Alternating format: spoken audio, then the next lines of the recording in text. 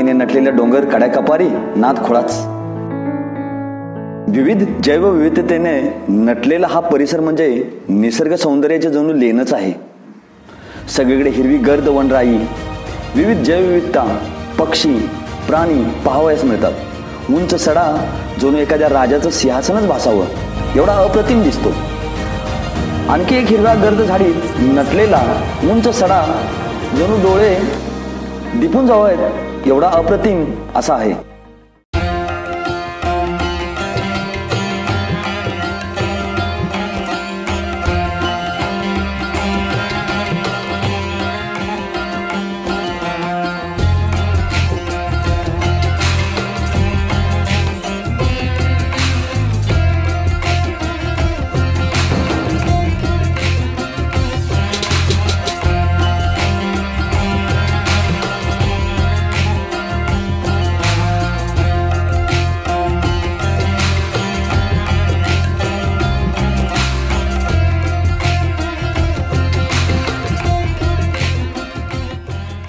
गर्द वनराईमध्ये जुन्या धोपेश्वराचे जुनं मंदिर आहे.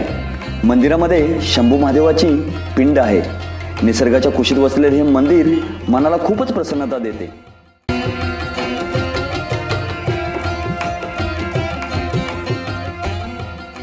डोंगरवाटा, रानवाटावर भटकण्यासाठी, पक्ष्यांचा मंजूळ आवाज ऐकण्यासाठी, निसर्ग सौंदर्याची मुक्त हस्ताने झालेली उधळण पाहण्यासाठी, शंभू महादेवाचं दर्शन घेण्यासाठी आमच्या जुन्या धोपेश्वरच्या मंदिर परिसराला नक्कीच भेट द्या.